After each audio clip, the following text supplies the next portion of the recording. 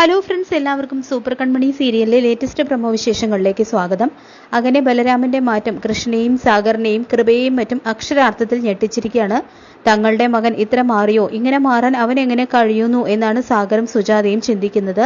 ബലരാമൻ അവരുടെ അടുത്ത് എത്തുന്നുണ്ട്. സുജാത, എന്തിനാണ് നീ അവരുടെ കൂടെ നിൽക്കുന്നത് എന്നൊക്കെ ചോദിക്കുമ്പോൾ, എനിക്ക് എപ്പോഴും ബിസിനസ്സും എന്റെ നേട്ടങ്ങളുമാണ് വലുതെന്നും അതിലും വലുത് എനിക്കൊന്നും ഇല്ല എന്നും ഒരു സിമ്പതിയും എന്റെ മനസ്സിലില്ലെന്നും ബലരാമൻ പറയുന്നു. ഇപ്പൊ അല്ലിക അവരുടെ ആയതുകൊണ്ട് ഞാൻ അവരുടെ കൂടെ നിൽക്കുന്നു, അത്രയുള്ളൂന്നും പറയുന്നുണ്ട് ബലരാമൻ. ആ സമയം സാഗർ വന്നിട്ട്, നീ എന്ത് പറഞ്ഞാണ് ഇവിടെ നിന്ന് പോയതെന്ന് നിനക്ക് ഓർമ്മയുണ്ടോ എന്ന് ചോദിക്കുന്നുണ്ട്. അതിനയാൾ ഒന്നും മിണ്ടുന്നില്ല. പിന്നീട് കൃഷ്ണ ആകെ നിരാശനായി നിൽക്കുന്നത് കണ്ട് കൺമണി അടുത്ത് ചെന്ന്, ഇങ്ങനെ സങ്കടപ്പെടലേ എന്നൊക്കെ പറയുന്നു. എനിക്ക് സങ്കടമൊന്നുമില്ല കൺമണി, എനിക്ക് സന്തോഷമുള്ള ദിവസമാണ്. രാഹുൽ, എൻ്റെ ഏട്ടനൊക്കെ എന്നെ തറ പറ്റിച്ച ദിവസമല്ലേ എന്നൊന്ന് പറയാണ് കേട്ടോ കൃഷ്ണ. ആ സമയം അവരുടെ കൂടെ ഏട്ടൻ പോയതിൽ എനിക്കിപ്പോഴും എന്തൊക്കെയോ സംശയങ്ങളുണ്ടെന്ന് പറയാണ് കൺമണി.